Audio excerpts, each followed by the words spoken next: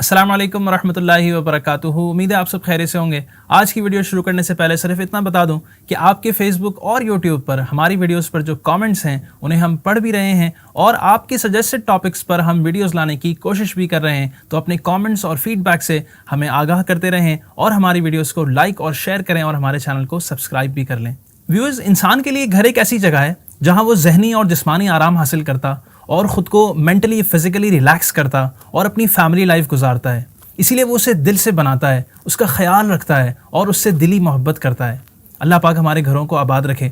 Definitely हम रोज़ाना बल्कि दिन में कई मरतबा अपने घर में आते जाते हैं। कभी काम, मदरसा, स्कूल, कॉलेज, यूनिवर्सिटी, जामिया वगैरह से वापस घर आते हैं, तो कभी सौदा वगैरह लेकर या नमाज़ पढ़कर घर आते हैं और कई मौक़े पर हमें किसी अजीज़ या दोस्त के घर भी जाना होता है।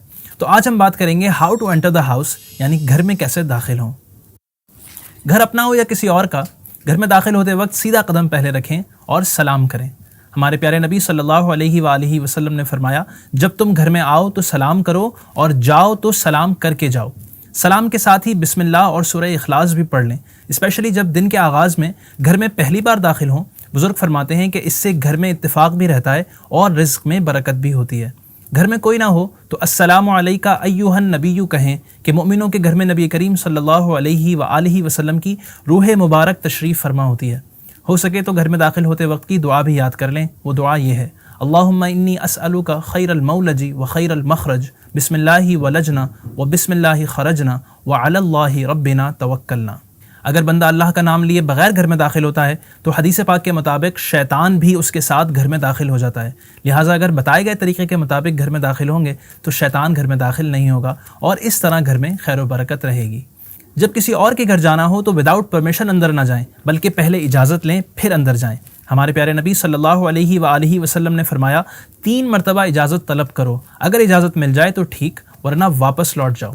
और फिर लॉजिकली और एथिकली भी ऐसा ही होना चाहिए कि किसी और के घर दाखिल होना है तो पहले इजाज़त लें ताकि फ़ैमिली पर्दे वगैरह का अहतमाम कर ले। दरवाज़ा नॉक करने या बेल बजाने पर अगर कोई अंदर से पूछे कि कौन, तो इजाज़त इस तरह मांगें कि पहले सलाम करें, अपना नाम बताएं और फिर कहें क्या मैं अंदर आ सकता हूँ। आजकल लोग नाम बताने के बजाय कहते हैं कि मैं हूँ या मैं।